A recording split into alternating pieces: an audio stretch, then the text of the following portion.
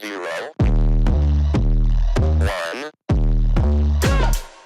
Hello and welcome to Beyond Top 10 Tennis. My name is Dr. Ashley Morgan-Burge and I am your host. Welcome to another special edition of our Olympic episodes. Earlier in the week we covered off rounds 1 and mostly of rounds 2 of the action that has unfolded on days 1 and 2 of the Olympics. And today we've got days 3, 4 and 5, which is essentially where we're going to fast forward across there was a couple of round 2 ones that had to wrap up, but we really want to focus on the third round action, which is really, when we're looking at, say, the Grand Slam perspective, or is really the round of 16 result and the quarterfinals, just because of the layout of the Olympics is gone third round straight to the quarterfinals, which really round of 16 players, because remember, if you have been tuning in for some time now, you know the round of 16 really hold a significant weight at essentially the Grand Slam level. This is very different, but quarterfinals, and we do have those initial semi-finals on the women's side that have unfolded. We still have the men's to get underway, but I don't want to spoil anything. I want to dive in from third round or round of 16 and onwards. First and foremost, though, if you've been with us for some time now, thank you so much. You know what we're all about. If you're new, if this is one of your first episodes, thank you so much. This is very different, I think, from our typical format when we're looking at rankings and results. I really would encourage you, as always, to track back to those early episodes, really, as say episodes 1 through to 50, built those foundations with, let's say, this more the scientific underpinnings and the data. And roughly from episodes, I want to say 70 onwards, focused on rankings, results, almost real-time, say analytics, pulling on our incredible spread of data to showcase players that are progressing, regressing, explaining the why, as we've extrapolated the data over a longitudinal analysis. So for essentially the last 15 plus years to get to this point. Really exciting and powerful. If you want to learn more about me and my background, what that's come from as the world's leading scientist and coach behind athlete and coach performance, development, and behind developing that top 10 tennis ranking, head on over to AM8 International. You can click on the books tabs, view the 12 books I've published to date. Number 13, fingers crossed, it's in the works. And also click on about there and then click on Dr. B, and you'll see that background there and everything that has been accomplished along the way. So that obviously goes in tandem with, yes, my coaching background, arguably the most qualified coach in the world. Very exciting, but also that scientific side. So my doctorate that uncovered obviously those world firsts that put us in this position. That really essentially allows players to, whether it's develop that top 10 tennis ranking, win their first Grand Slam, and go on to win replicated success, so multiple Grand Slams, but also how we're able to showcase the rankings and players that are going to stay inside the top 10 and those who are going to then regress outside the top 10, and the roll-on effect, if you like, for other ranking ranges. It's really powerful. It's a world first. No one else in the world has access to this data spread and or how you are able to achieve these remarkable outcomes. But first and foremost, you can through those books. So that's why I have penned those books, to allow you, if you are one of those players out there wanting to win a Grand Slam, you can. If you're a player that wants to crack inside the top 100, now you can. There's a pathway, a roadmap. How? Obviously, it's something that does not happen overnight. But there's a lot to it. But I'm sharing all this because what's really interesting here, whilst my latest release that came out at the end of last year, How to Develop a Top 10 Tennis Ranking, which was the one that came after, obviously, the 7 keys, you see that in the background as well, is that when it comes to the Olympics, there is not essentially data that looks at the players and their performances. The Olympics tell a very different story. It's not at that Grand Slam level. It's very different, but in a very, I think, exciting and profound way. So I really enjoy, I think it's important to be incredibly transparent that the data is not based on Olympic performances. However, my latest release showed the Olympic correlations if you maintain that level of play, excuse me, and how you can then progress to that gold, silver, bronze, so that podium finish. So, but before we dive into the round of 16 quarters and some of the semis, I want to take us over here and really look at and explain previous gold, silver, and bronze. And I did touch on this in our initial Olympic edition for days 1 and 2. And I did share that we've got the likes of, say, I have written these down in advance. Murray, believe it or not, so Andy Murray is the only male or female player in the Open era to defend his gold medal. To put that in perspective, Nadal, Federer, or Djokovic have never done that. Nadal is the only player to have won gold out of those three. So Federer never did. Djokovic never has. Obviously, he has his best chance this Olympics. Nadal, we know the story there, but he has his gold. Federer had to settle for that silver. He did, I believe, get a medal. He did in the doubles. The year that was, as I track, yes, he did get gold with Wawrinka in 28. So the same year, Nadal won gold. The year Nadal won gold, 2008, Federer did not medal. Djokovic did. He did get that bronze. It's really interesting. And also when we're looking at, say, the women's side, so Venus did get gold.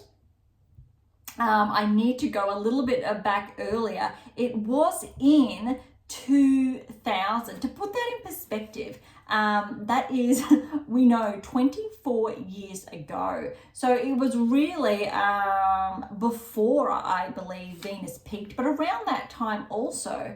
But also, neither Venus or Serena, when they were at their peak in 2004, medaled, but they did go on, obviously. Serena did not get her singles medal in gold until 2012. Both Serena and Venus are absolutely sensational when it comes to the doubles. I believe they're the only doubles pairing to defend, I think, that back-to-back. But super impressive. They had a 2 to their name, and I almost want to say more, because historically what they've been able to achieve in doubles is remarkable. We also know, I think, when it comes to the mixed, both of them have medaled from recollection. However, I don't have the mixed in front of me. I just have the women's and men's doubles respectively. But what's really interesting here, and what I want to bring your attention to, is historically how the rankings have played out in the Open era. So I need to stress the Open era. Now, I want to work backwards before we dive into this, because it's really going to set the stage for or explaining why some players, and I'm sure you know where I'm heading here, won't progress to the gold medal match, and they may settle for bronze or if not fourth. And it's happened to Djokovic on a number of occasions, and obviously Federer with just that one medal to his name, very similar, and Nadal. So it's happened to the best players in the world of our generation. So I did touch on previous episode, but to put this in perspective as well, I'm going to recap. Benchik won gold, and when she won gold in 2020 or 2021, so Tokyo, she was, I believe, just outside the top 10 at that stage. Vondrousova did get that silver. She was not ranked inside the top 10. Svitolina got bronze. I do believe at that stage she was still inside the top 10. Svitolina, out of all three, would have been favoured to win gold. But I believe she would have been ranked at that time between, so let's say, 5 and 10 in the world. So say not top 5. Very, very important to remember that. Benchik outside top 10 and Vondrousova outside, I believe, probably top 20 at that stage before she obviously claimed her maiden Grand Slam. Obviously a season ago now. And again, when we look at the men's then, Zverev did win gold. His ranking, however, at that time did correlate. I believe he was ranked in 21, so Tokyo, around, I want to say 3, 4 in the world. Maybe it was 5 there, but he was definitely at that peak. And I believe it was the same year he did get runners-up to theme it at the US Open there. Kakanakov, I believe, was ranked just outside the top 10, if not just on the cusp potentially. Carino Busta, very similar. So look, in Tokyo, you're essentially missing 90% of top 10 players. That's incredibly significant to put that into perspective. Same case for the women's.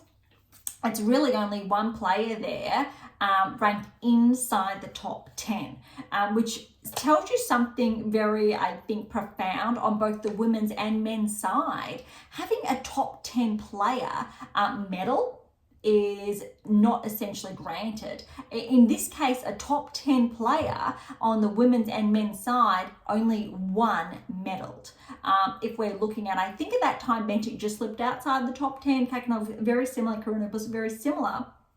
Even though I believe they have briefly, all of them respectively, had small stints inside the top 10. Vondrousova had not at that time. And I don't think Kakanakov, I'm not sure at that time if he had briefly spent time inside the top 10 and or not.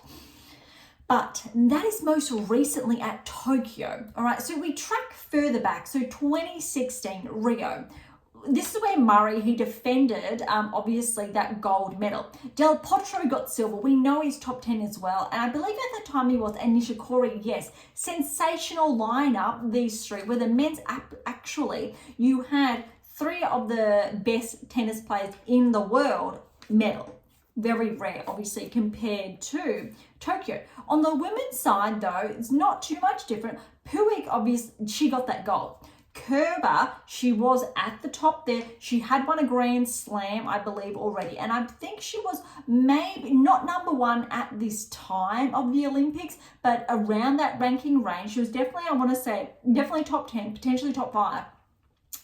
Silver, and then Kvitova. I believe also at this time, Kvitova obviously would have been around that peak range. However, I would say top 10, but still Puig with the gold. Huge, but you can see in this instance, you've got, let's say, 80% on the women's side, top 10.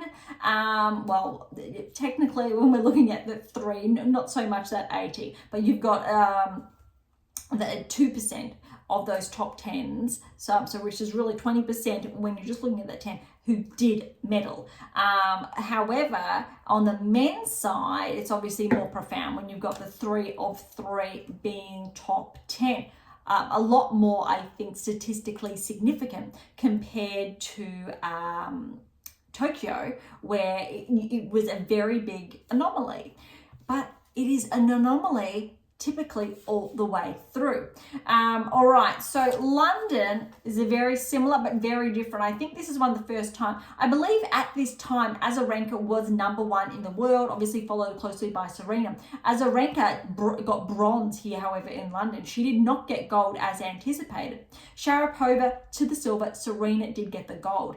So you've got 3 of the best women in the world at that time, and they did medal. Very similar, obviously, to the men's in 2016. All right, but 2012, so London, you did have Murray. That's where he got his initial gold and obviously defended it 2016. Federer to the silver. Okay, and it's very ironic because we do know that it was revenge for Murray over Federer because it was the Wimbledon Championships only a matter of weeks before.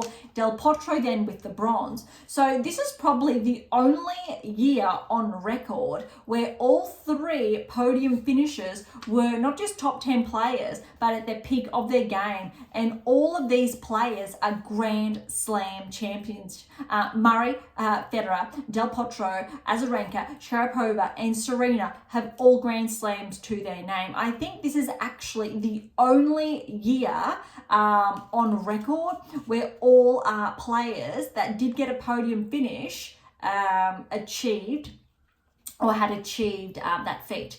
All right, so we need to go back now to 2008. Nadal got his gold. Gonzalez, I don't believe, was top 10 at that time. I know he was top 20. He could have just been on the cusp or just thereabouts inside the top 10. But then obviously Djokovic at that time, yes, I believe he may have won his initial slam by now, or his initial couple of slams, got the bronze. Women's side, Dementieva, Safina, Zvonareva. Look, out of those three women, I believe it's only Safina who won a Grand Slam. Zvonareva, I believe she did make a final. Same with maybe Dementieva from record. I'm going a lot back now. That's essentially a number, yep, that's 16 years ago now. So I don't recall from point. But what's really interesting here is that you have, say, these three women who were top 10 at this stage, but they were not, say, at that peak. Noteworthy in the doubles is when Serena and Venus did win their gold. So they were up and coming then, let's say very early on in their career. But noteworthy, you will see missing at that time are the likes of, say, a Clijsters or a Hingis from the women's side, which is very interesting. And obviously a number of other players. They're just some that come to mind. Now, go back to 2004. Henin was at the peak, yes, and she did get gold. Mauresmo, she got silver. Molik, who was, I believe, just got inside the top 10 very briefly, got that bronze, which is incredibly impressive, especially for Australian tennis. Those who are not familiar, we are based in Australia. But again, the level of these players, you've obviously, Henin won slams, Mauresmo as well, Molik, no. But you would have expected more or other players in this mix at a higher level, but that's not always the case. And I do believe this was at the time where Mauresmo was not at her peak. It was she was not at, let's say, the top couple, 1, 2, 3 players in the world. So it was edging out, but a very incredible achievement for her. And obviously Molik was that anomaly there. On the men's side, it's a huge anomaly this year. 2004, Nicholas Massou got gold, Fish, silver, and Gonzalez, bronze. So this one player I actually did not pen down. Gonzalez was one player who did win silver and bronze, very impressive, 2 medals at the Olympic level. And you can hear from these names that I am sharing, there are not many who you're hearing more than once. And I'll touch on that shortly. So the only player potentially at this time inside the top 10, I believe Fish was intermittently inside the top 10, but none of these 3 players, I believe, did win a Grand Slam. This is pressing now because this is 20 years back, and this obviously on the men's side.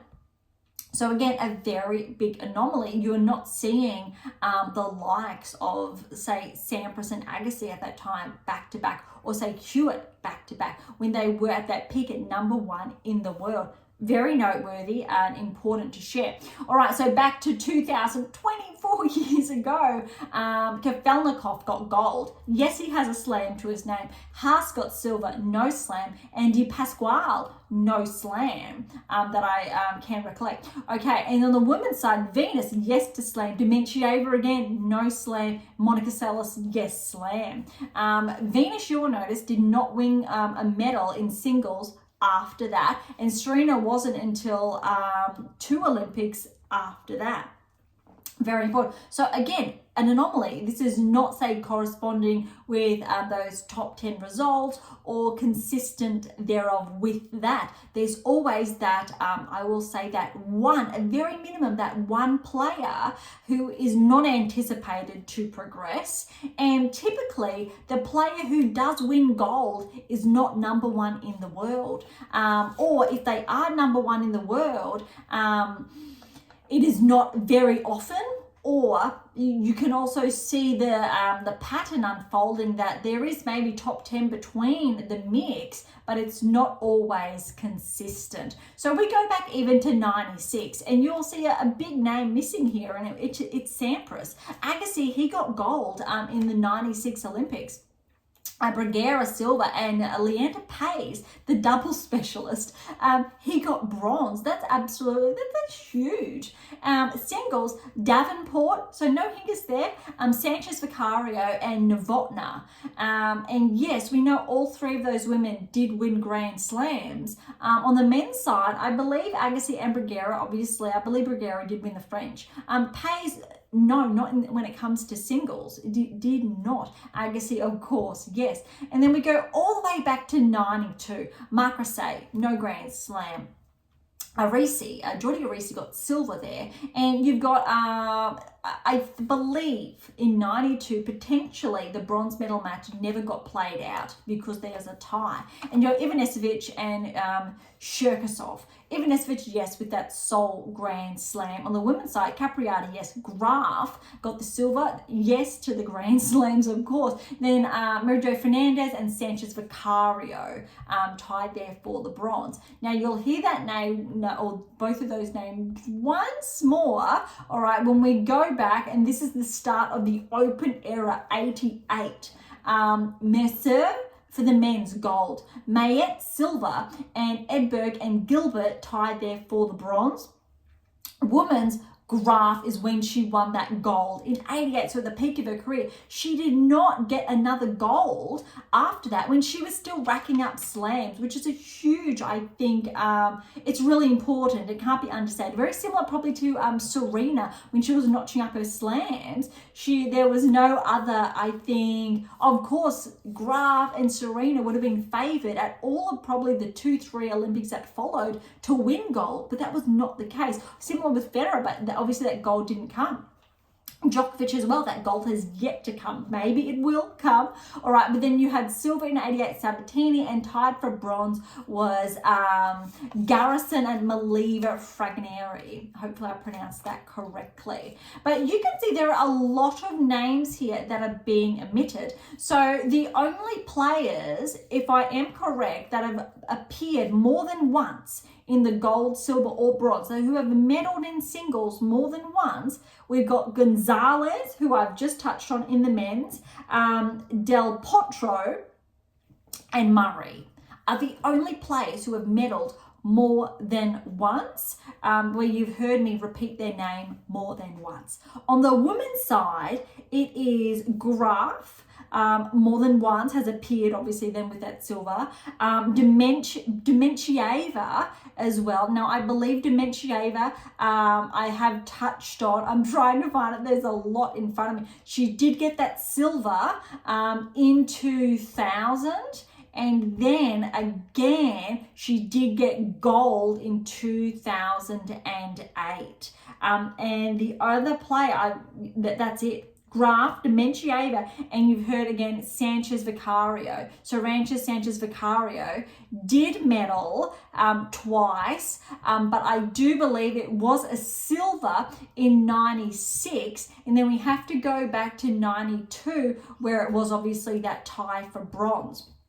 So again, there are a substantial amount of names who are being omitted, I think, from all of the record essentially. And it's really, I think, profound to share this, because if you are one of the best players in the world, it does not guarantee it. Look, Serena has that gold and Nadal have that gold. And when we're looking at the top 4 players historically who have won 20 plus Grand Slams, Djokovic obviously just has that bronze, Federer with that silver. This is a very big chance for Djokovic to win gold. If he does not, though, it's not going to be surprising, is essentially where I'm going, because it typically does not happen or has not happened, but without a doubt there's definitely a chance. Swiatek definitely favoured, number one in the world, but remember a short time ago that conversation around Azarenka when she was at her peak and she got bronze at that time, and we know, a little spoiler here, that that's what a Swiatek now will be playing for. But that is why it's not shocking, and some players play their absolute best. It comes out of nowhere when the Olympics comes around. All right, so let's dive into the results. That's just something really important I wanted to share to better explain why there are so many anomalies underway, and to really, I think, shed that additional light of the underlying potential why there. But I'll dive more into that as we progress on. Maybe a little bit shorter today, but we're going to start with the women's side, obviously, before we progress to the men's, and we will touch on some of the doubles actions, doubles and obviously the mix, just to have a look at the key players there and if they have been popping up and if there's any historical correlations there. All right, so we're going to start with third round of 16. A little bit confusing. I did get tongue-tied, if you recall, last episode around the third and round of 16 because of that gap there. But all right, we start off third round, and most of these matches are straightforward, some not so much. All right, so Swiatek and Wang, round of 16. Swiatek had a good win, 3 and 4. Picked up a level of play, it was really good. However, Wang to push Swiatek to that 3 and 4 was very impressive. Okay, Osorio and Collins. Collins, a very good win there, but Osorio did push it, because look, Collins got that first set 6-love, 4-6, 10-6-3. It was tight. Kerber over Fernandez. This was a really good win for Kerber. Fernandez was the 16th seed here. You heard last episode when I touched on the seedings, how they are, however, skewed, because there are a number of top 20, top 30 players who are not in action. And so that scoreline was 4 and 3 to Kerber. Huge. All right, Navarro and Zheng. This was one of the matches that I said, let's watch out for. Potentially a very big, an upset where Navarro was anticipated to get that win over Zheng. However, very, very important. Recall previous episodes, so let's say the last 2 or 3, where Zheng has won her first title of the season. First. I need to underscore it was first, and it was the one that she defended. Now, remember, Zheng was a finalist at this year's Australian Open, maiden Grand Slam finalist, and it allowed her to progress inside the top 10. First time in her career, and she's only young. She's only 21 years of age still. Last year, US Open, she did make the quarterfinals. That was her breakthrough Grand Slam performance. Backed it up at the Australian. It was not necessarily anticipated. A little bit of an anomaly there, but quarterfinals put her on that trajectory. Ever since the Australian Open, her level of play has dropped significantly. And I really need to just underscore that, because she had not won a title until it was last week or the week before, from memory. And until then, even her results at the Grand Slam level, I don't believe Zheng had even progressed to, let's say, the quarterfinal stage, or let alone semi-final stage. She was still not living up to potentially progressing to another final, potentially another semi-final, or having back-to-back quarterfinals of a top 10 player who's really aligning or correlating firmly with that 8%. So yes, this year's top 10 has been an anomaly. If you've been listening to our more recent episode, you've heard me share on both the men's and women's side, we're not seeing all top 10 players make the round of 16, make the quarterfinals. We're having those breakthrough plays more so this season, more than ever. Zheng was a breakthrough player with that finalist result, but she's not backing it up. To put that in perspective, Paolini, we know she made the French final, then she made the Wimbledon final, and top 10, that's what it's all about. But it's not saying you need to do that every Grand Slam, but at least twice per year. Give me at least twice. Otherwise, you're at risk of drifting back, so regressing.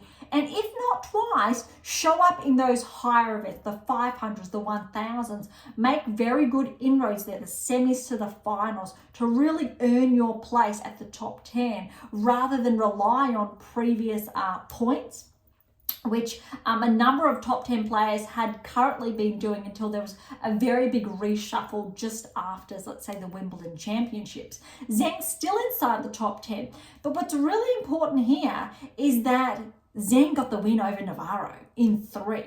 And I really need to just highlight 3 tight sets, or the first 2. All right, 6-7, 7-6, 6-1. So that third set, Zheng ran away with it. And look, the first set tiebreak, granted 9-7, and second set tiebreak was 7-4.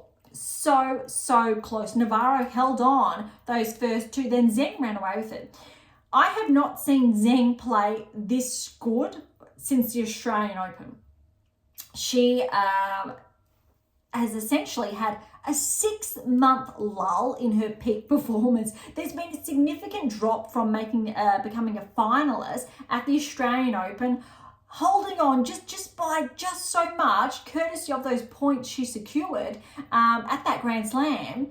And then now there's this very big peak.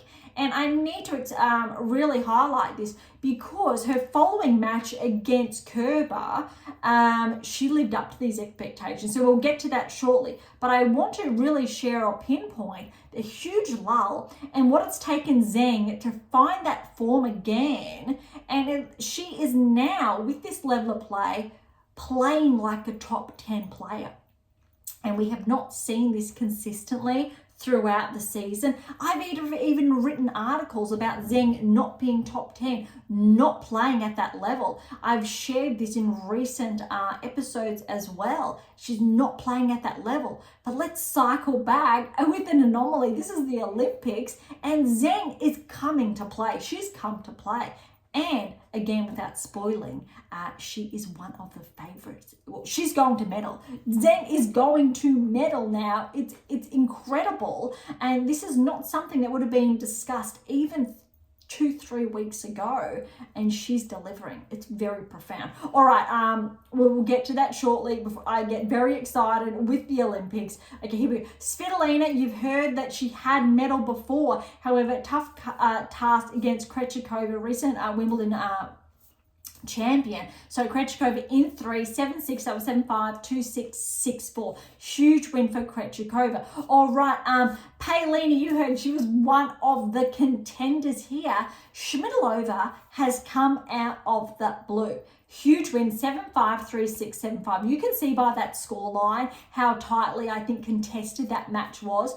Schmidlova has not been tracking this season. She's been showing up intermittently, but she has not won a title this season. She's ranked outside the top 50. But what's, I think, more profound and exciting here is that because of these results, they're not at the Grand Slam level. But what's really, really important here is that she has made the round of 16 of the French Open once, last year.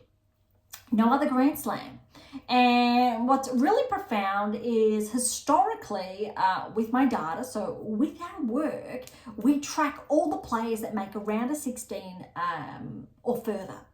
However, really important, so the 7 keys did that. The last was 21. So this was released, in 22, my apologies. So in 2022. 2023 has not been done. Why?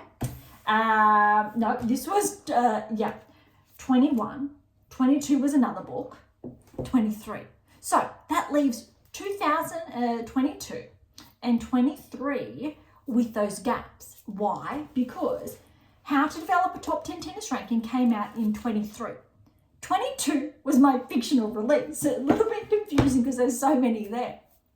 Where I'm getting at is that, granted, in the 21 season was the last time the round of 16 was tracked, because in 22 I put time aside to pen my first fictional release before releasing in 23 How to Develop a Top 10 Tennis Ranking. But that text was so profound, it didn't track players. It offers the 8th key there. Really powerful, which means we're 2 seasons due, 22 and 23, and it will be at the end of this season 23 before that next book will be unveiled. It's not there because all of the text prior to that, as I pop out of screen for those of you who are viewing, is the What Is Your Game Missing series. This is one of the original copies there. But let's find, you can see the charts. Look, Carreño Busta is there, Olympic medalist who I've touched on. All of these chart works. Medvedev is right there. Who else we've got? Svitolina right there. So all of these players, we know they're top 10. It's a very big book, a lot there. If you are top 10 or make a round of 16, you bet you're going to appear in one of those following texts. But I had to wait until the season's unveiled it's been a choice to make sure I can share with you more recent data, and not just of one season, but of 3 to build on obviously the past roughly decade and more, to show you how powerful these analytics are, because they will reflect on previous data sets. So where I'm going, Schmidlova made that round of 16, but she's not been tracking per se because of the data took a little bit of a detour to be able to provide you with that missing piece, so the 8th key wrapped up in this text. Which means Schmidlova, irrespective, even though the data does not capture Olympic results, it will pinpoint Schmidlova because of that round of 16 appearance. However, what's really noteworthy, if Schmidlova makes the round of 16, say at the US Open, she will be tracked, because that's twice in 2 back-to-back seasons. But we're yet to see that this season, and that's why it is an anomaly. If it was last season, that's very different, but the Olympics is now. So Schmidlova, again, a very big anomaly with that one Grand Slam result in respect to round of 16 or more. What's really important, however, is that whilst her ranking, I think, is roughly around, it's 67 in the world, she has been as high as inside the top 30. I believe the highest was 26, and that was 9 years ago. So when she just, let's say, been on tour, maybe for her first initial years, and then has relatively been around, let's say, between that 50 to 70 ranking range. She has obviously regressed back since then, but probably on average around, but inside the top 100 more often than not. However, also has dropped outside the top 100, then back inside. So there's been a bit of a shuffle there. So not as consistent as we would like. So really underscoring the anomaly there. Huge win for Schmidlova. All right, Sakari Kostyuk.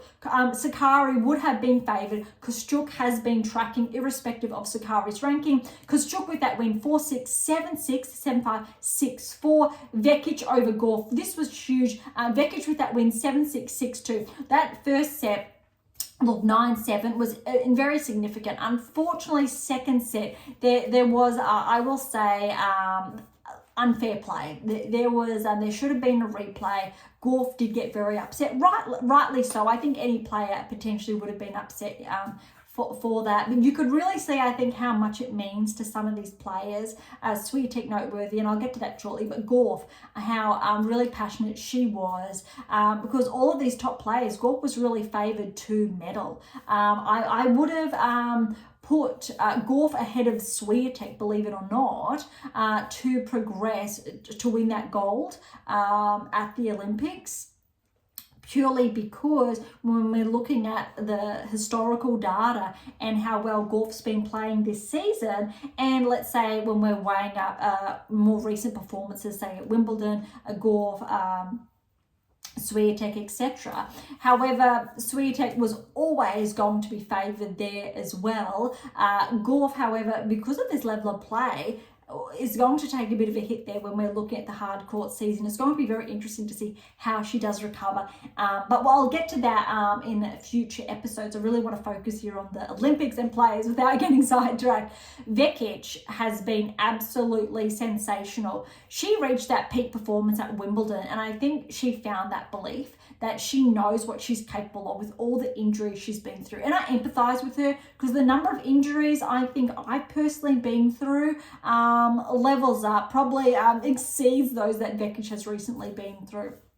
Another conversation for another day, but it is so profound, and you can see how much it means to Vekic. She was a number of years ago top 20 player, riddled with injuries, and she was primed to potentially progress towards the top 10, however regressed. She's hovered around top 50, top 30, but was yet to really make an impact like so many thought she was going to. And then Wimbledon came around, and this year she has been tracking, and she really made that mark, similar to what Paolini has done this season, although Paolini's ranking was a little more, let's say, outside before she started tracking from the Australian Open onwards. Vekic, we've heard of her. We know she was almost top 20 a number of seasons ago now. I think it was like roughly 5-6 seasons ago. And then Wimbledon is really what she's been fighting for her whole career. Showed up, and now she's backing that up at the Olympics. It's huge. Vekic has to be one of the favorite, if not the favorite now. All right, I'll get to that shortly. We'll look now, quarterfinals results. Really interesting here, or opens up another conversation. Swiatek Collins. Swiatek, she just came out fighting 6-1. Everything I think went as planned. And then there was a little bit of a lull, I will say, in that second set. Collins, she went at it. She took the advantage and was too good. And she played like she's played for the most part of this season. It was huge. And she took that second set 6-2 from Swiatek. All right, Swiatek regrouped second set. And she tracked. Obviously, we know, look, Collins did retire. Swiatek was up 4-1. Unfortunately, there was a disappointing, I will say, choice of words on Collins' part afterwards.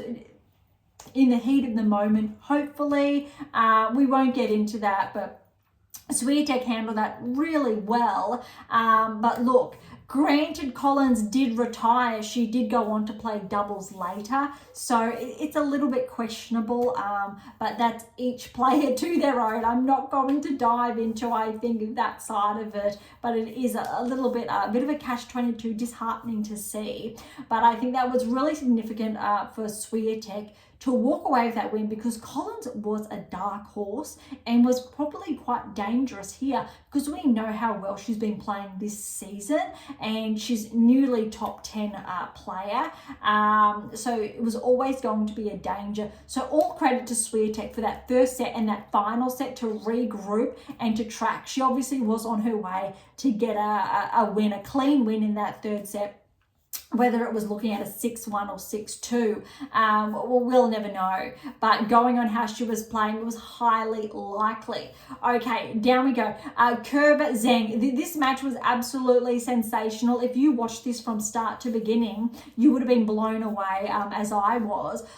Look, Kerber was playing top 10 status. You've heard me with the metrics that I've touched on. Kerber has medaled before. We know how meaningful I think the Olympics is. She had that silver in the 2016 Olympics. And to have her still playing is incredibly, I think, powerful. She played 2016, 2021, 2020 Tokyo, and now here. So 3 back-to-back. I'm not sure. She's highly likely did play in London, given obviously what she had achieved previously to obviously in 2016. But look, this was absolutely sensational. This was the best I had seen Kerber play since, let's say, the United Cup when she came back. And then maybe she delivered that same level of play almost when she was top 10. And I say almost because we saw glimmers. It wasn't, say, consistent throughout. All credit to Zheng. This is the best I had seen Zheng play again, similar to that third set against Navarro. That third set there, look, scoreline we know it was 6-7, 6-4, 7-6, Zheng with that win, but Kerber was this close. That tie break being 8-6. I don't believe Kerber did have a match point. Zheng, I think, did have a couple, and Kerber saved a few there. It was a huge match, and how Zheng played, it really cautioned, I would say, Swiatek, well, the matchup for Swiatek and Zheng to follow in the semis, because that level of play Zheng brought, I'm watching going, well, if she plays like this against Swiatek, it is going to be very closely contended, like very significant there. All right, let's have the other matches in the quarters. The upset was Schmidlova over Krejcikova, the defending Wimbledon champion, 4-2. That's very significant. That said, I'm going to say Svitolina's match against Krejcikova did take a lot out of her. So I don't think Krejcikova fully recovered. But well done to Schmidlova.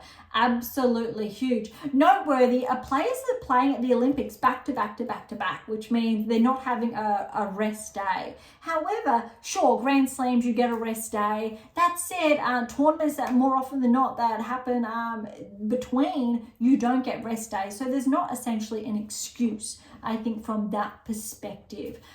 So it was really significant for Schmidlova. She is playing sensational, some of the best tennis of her career. Really important. But again, you've heard me share the medalists who have got gold, silver, bronze over or throughout the Open era. And that's what's been the case. These are not consistent top 10 players every Olympics. Typically, most Olympics, there's an anomaly in there that does medal. Benchik was not favoured. Zverev they were not favoured.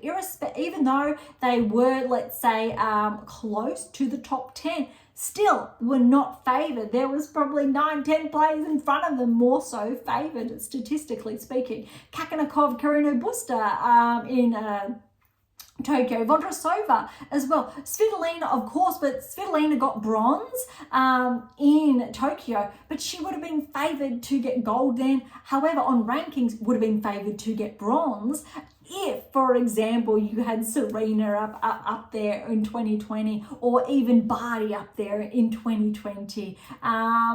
Really, really powerful. Obviously, there are a number of other players who were peaking inside the top 10 3-4 seasons ago, and they're the ones who are not there.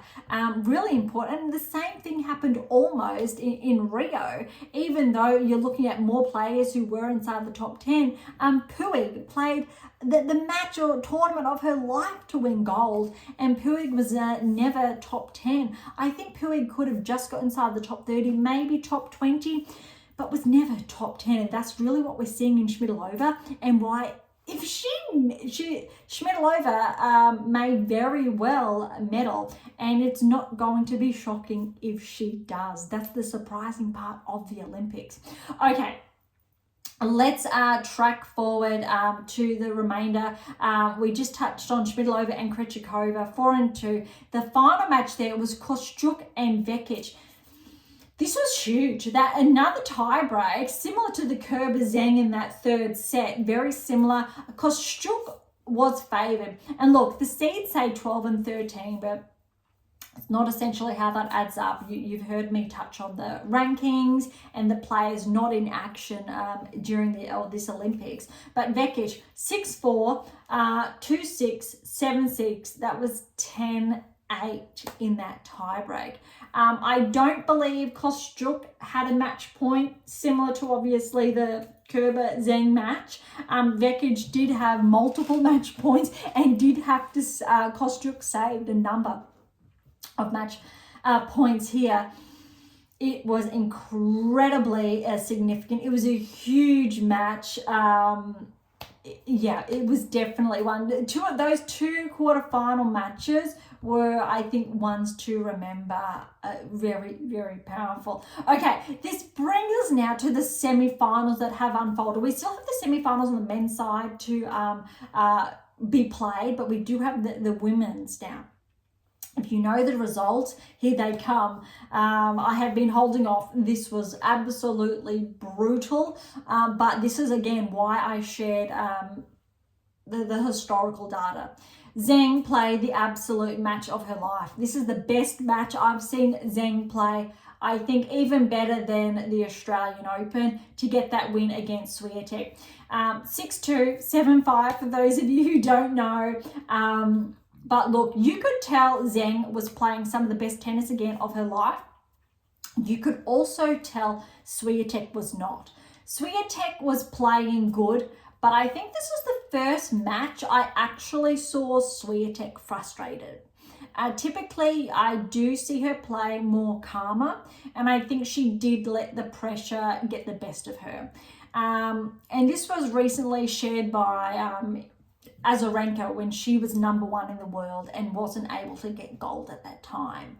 And obviously this happened to Swiatek, and Azarenka then had to play for the bronze, and we know Swiatek now will play potentially for that bronze. Really important here, Djokovic has played obviously for that bronze previously, and we know he's got a bronze to his name, but we also know he's finished, I believe, 4th in 2 Olympics. So it's tough. It's tough for the best players in the world to medal, and that's why it's so incredibly profound for Murray to be the only tennis player in the Open era to defend a gold medal. Huge, absolutely significant, and why there's only a handful of players who have won more than one Olympic medal, but none of those players, only Murray, have won obviously that gold on 2 occasions. Zheng, way to go for Chinese tennis, will play for a chance for that gold. Absolutely huge. It was incredibly, I think, significant, this match. Really powerful. Swiatek was not playing her best. I think the moment did get the best of her, but it was absolutely sensational for Zheng. All right, now we've got Schmidlova and Vekic in the other semi-final. Vekic definitely was favoured. Schmidlova maybe an anomaly there, but look, first set was more so tight. Vekic, look, 6-4, 6-love. Vekic, she played her heart out like she did in that Wimbledon semi-final in that second set, 6-love. Absolutely huge. You know what? Zheng and Vekic are both anomalies. You need to actually favour the player who has their emotions in check the most. You can't call it. You could say Zheng on rankings alone and how she's playing her weapons, but I think her level of play, Vekic did throughout, even the Kostyuk match, even against Gauff, you could potentially say Vekic. I'm not going to be surprised if you get Vekic gold, Zheng silver, and let's go Swiatek for the bronze. But you may very well get Schmidlova with that bronze, and Swiatek could just miss out, and it could be Zheng gold, Vekic silver. But I think however you look at it, you know the #1 player in the world, Swiatek, is either bronze or 4th, but it's happened to the best before. It's happened to Djokovic, for example, on more than one occasion. But then also an anomaly. You're not going to get the #1 or #2 or 3 or 4 or 5 best players in the world medaling or playing off in the final. And look, it happened. It happened in Tokyo, where it was benching Vondrousova. It's happened previously, there you go, in Rio, Puig Kerber, the anomaly, they're obviously Puig. And then back in London, Serena Sharapova, that probably would have been expected. But then all the way back, you can go, oh wait, Dementieva Safina, just wow. So I think we've got a lot of exciting tennis ahead of us. And we will, I guess our next episode will be talking about the medalists and those matches. Okay, that's been a lot to digest and dive into. Let's have a look at the men's tennis. All right, we're starting obviously with 3rd round, and then we'll go to the quarters. The semi-finals, though, are yet to play out. There's still the ones there, so a little bit less to cover. Djokovic over Koper, a lot smoother, really good.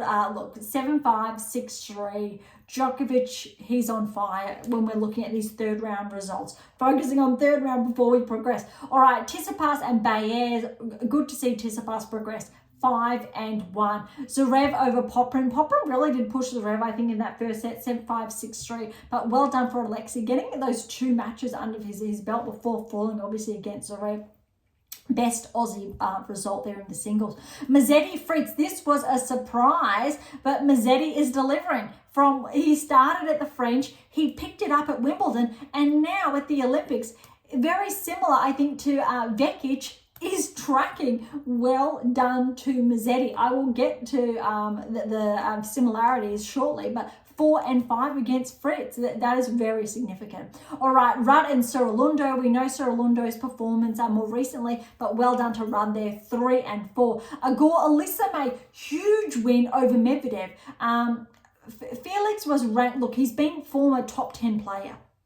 He has been. He regressed. He's back inside the top 30. Then in the more recent weeks, back inside the top 20. I think he's hovering around the top 20 range nonetheless. But this was absolutely a huge match for Felix to get that win over Medvedev. Medvedev was fighting or vying for a medal. He does not have one to his name. And definitely Medvedev was favoured. Sinner's not there. Sure, we've got Alcaraz, then Djokovic. But really it was Medvedev that was looking, and Zverev, to fight potentially for that bronze if you're looking at rankings alone. Absolute huge scalp for Igor Alisame. 6-3, 7-6, and that was 7-5. Very, very huge. And we'll get to how well Felix is playing shortly. All right, Paul and Mote. Mote actually had a walkover from Struff, had to withdraw second round. So really good win for Paul over Mote. 7-6, 7-5, 6-3. Alcaraz over Suffolin. 4-2. Alcaraz is looking very, very smooth. Dare I say smoother than Djokovic, how he has been playing. Okay, to the action. Quarterfinal stage here. Look, Djokovic and Tsitsipas. Djokovic, first set, 6-3, down to business. Was hoping Tsitsipas would put up more of a fight. However, second set, Tsitsipas is up. He was up 4-love. I was watching this. Yes, I stayed awake again because of the time zones till a silly hour. This only finished very early this morning, Australian Eastern Standard Time. And Djokovic, his knee, he got a bit of a nickel. He was not able to play very well for, I will say, probably 2-3 games. Tsitsipas, I am baffled why he did not take advantage of that. He let it get the better of him. You could see the mental play there on Djokovic's part. Whether intentional or not, Tsitsipas let it get the better of him rather than focusing to close out that second set. If he pushed it to a third set, Tsitsipas would have been favoured. But Djokovic, he clawed his way back. It got to 4 games, I think, not all, but Tsitsipas was up 5-4. He was 2 points away from snatching that set. Djokovic took it to 5-all. Eventually, it went to the tiebreak. Djokovic got that win 7-6, 7-3.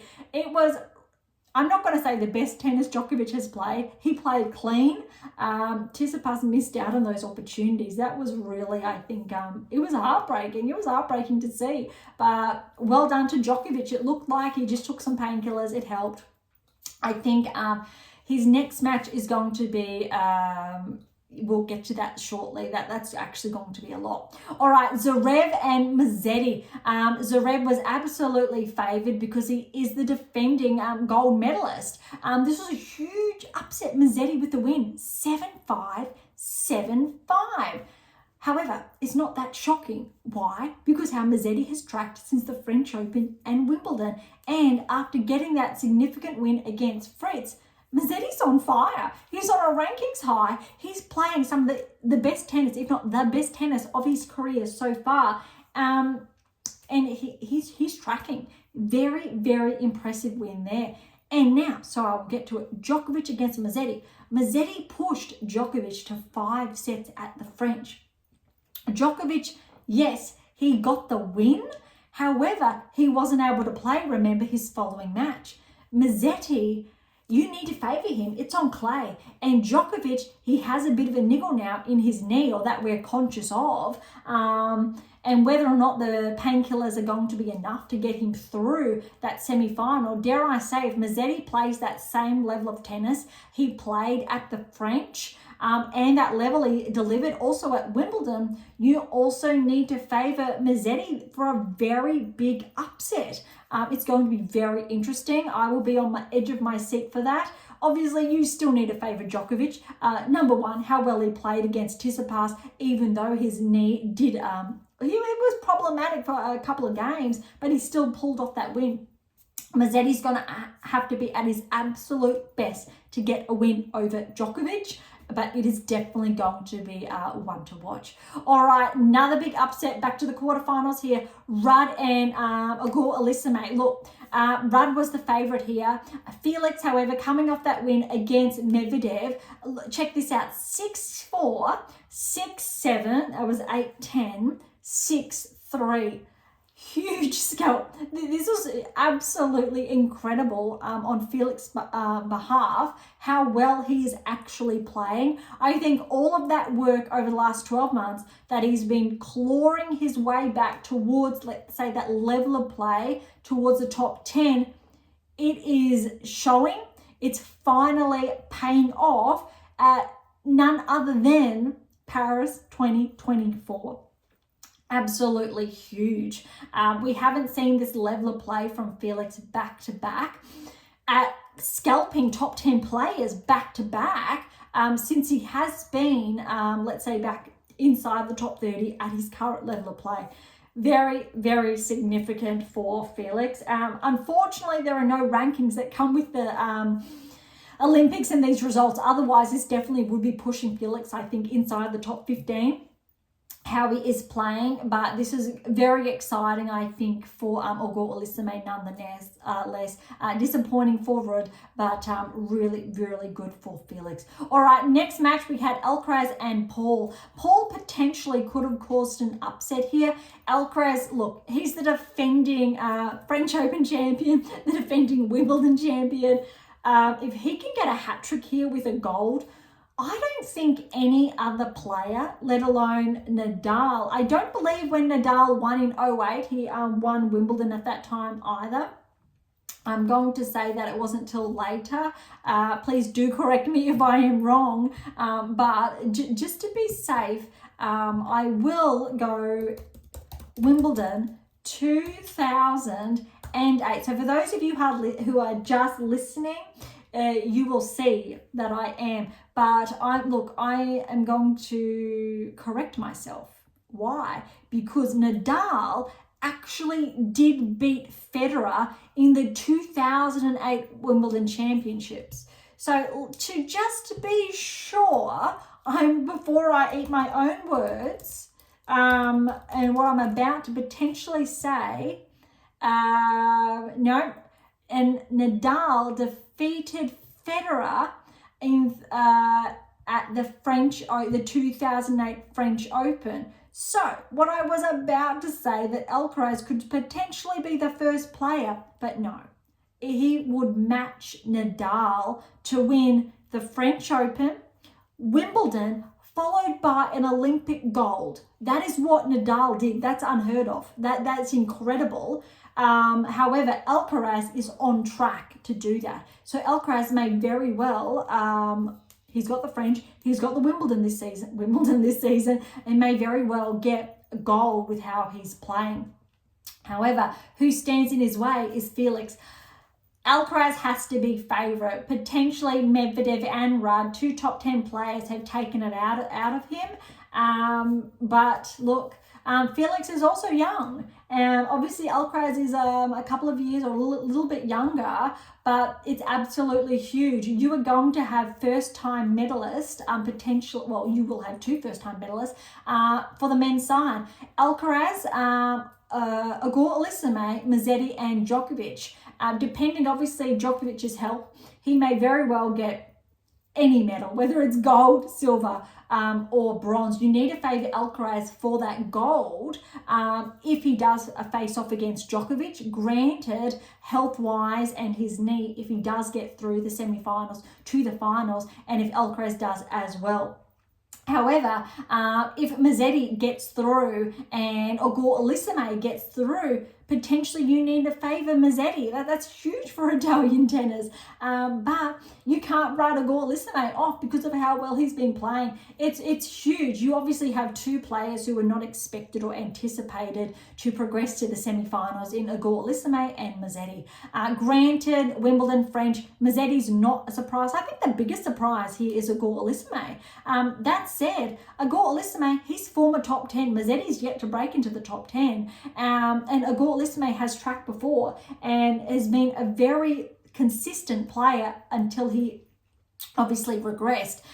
You do, however, have an anomaly in some way, shape or form, that you have the 1 and 2 seeds here. Obviously, Sinner's number 1 in the world, so you have the number 2 in the world, Djokovic, number 3 in the world, Alcaraz, in the mix, and you really need a favour potentially going back to Rio, where you had obviously Murray, Del Potro, Nishikori, the top 10 players tracking there, or even back to London, we had Murray, Federer, Del Potro, where you wouldn't be surprised potentially if it was Djokovic, Alcaraz, Mazzetti on current performances. But look, either way, it's going to be very exciting. Very similar, I think, to the women's side, to how obviously this plays out. All right, before we wrap up today's episode, it has actually been a lot longer than anticipated. Let's have a look at some of the doubles actions and the surprise packets. Obviously, we had Gauff and Pegula. They went down early on to Noskova-Makova. We did touch on that last episode, I do believe. Boulter and Watson, they've progressed. Some really interesting matchups here. Collins and Crooks, they did fall to the Kichenok and Kichenok. So two sisters there, which I obviously I was not aware of. So that's really great, I think, for Ukrainian tennis. Okay, and Krejcikova and Siniakova, they did progress. But when you're looking, obviously, at the quarterfinal stage, there was an upset. So Krejcikova and Siniakova were upset by Andreeva and Schneider, who we know how well they've been playing this season in singles. They are not double specialists, but way to go. They have progressed through to the semi-finals. The 8th seeds, Buska and Tormo, they won 12-10 in the 3rd set against those sisters, the Kichenok sisters. And then you also still actually have Irani and Paolini in on the action. They got a straight sets win over Boulter and Watson in the quarterfinals. And Makova and Noskova, they did get a quarterfinal win over Chinese Taipei. So Hsay and Say, that was 14-12 in the 3rd set. So the semi-finals are set for the women's doubles. Makova, Noskova, good double singles players. Irani, good doubles, and Paolini, we know how well she's been playing this season, but Irani is very well in doubles, and Irani and Paolini have achieved very good things in doubles when they've been playing together. Then you also have the anomaly there, Andreeva and Schneider, the singles players who are in the semi-finals against Buska and Tormo, who are the 8th seeds, and Irani, Paolini, 3rd seed. So that's actually going to be very interesting how that plays out as well. Also, because you have, of those players, 2, 3, 5 of, I'll say, those 8 players are single specialists. Schneider, Andreeva, and Paolini, Noskova, and Makova. Whereas double specialist, you'd say definitely Irani now, even though she was in the singles. But Buska and Sorobes Tormo. Sorobes Tormo, yes, for singles, but not when we're looking at, say, top 30 nonetheless. Really impressive. All right, let's have a quick look at the men's doubles. There's probably going to be a few people who are disappointed here from how some of these results did pay out. All right, well done to the Aussies in the quarterfinals. Ebden, we know he obviously fell to Djokovic first round, but Ebden and Pearce have progressed to the semi-finals. 2 tie breaks there over Kofa and Struff.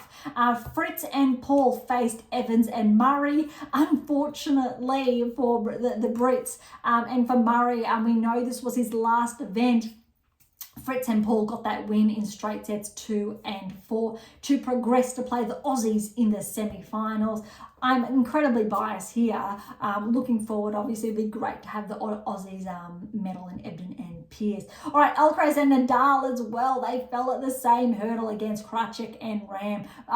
They are the 4th seeds, so not surprising there for a double specialist to get the win over single specialists in Nadal and Alcaraz, but they were absolutely a joy to watch there. Hopefully, we do still see Nadal back in action, but we know he's going to take some time to see obviously if that's going to be the case or not. Okay, the other quarters was Makak and Pavlisk over Korks and Puet. So Czech Republic and Germany there. Czech Republic with that win. So the semi-finals are set. Ebden and Pearce will play Fritz and Paul, and Krajcik and Ram will play Makak and Pavlic. So I think one semi-finals there has already been played out, where Krajcik and Ram got that win over Makak and Pavlic 2 and 2, which really means there's already going to be a bronze medal playoff. We don't know who's who, but Krajcik and Ram will play for gold. That's huge. So the winner of obviously Ebden Pearce and Fritz and Paul will play for gold. Huge, given Fritz and Paul are single specialists. You need to favour the Aussies there, given that they are double specialists. But either way, it's very significant there. All right, before we wrap up, look at the mixed here. We've got the semi-finals and the finals is set. But the semi-finals, we had Makak and Siniakova with a win over Igor Alisime and Dabrowski, 3-3. Huge that Felix has been playing mixed as well. And then you've got Wang and Zhang, the Chinese pair, with a win over the Dutch, Schmers and Kulhoff in 3 sets. So that was 10-4 in the third. So Makak and Siniakova will play for gold against Zhang and Wang. That's huge. And so Igor Alisime and Dabrowski will play for bronze against the Dutch pair, Kulhoff and Schmers. Very, very cool. All right, that really wraps up the Olympic action. We went for a lot longer than anticipated today. So thank you so much. Look, to grab a copy of my latest release, How to Develop a Top 10 Tennis Ranking, or the 7 keys, you can head on over to AM8 International. You'll see the books tab there and choose, or Amazon. So irrespective of where you're based in the world, you can easily grab a copy. For any comments or questions, head to AM8 or Topic Thread, the social platform set on data privacy. To interact with Beyond Top 10 Tennis, head on over to AM8 International, Spotify, where you can now leave comments,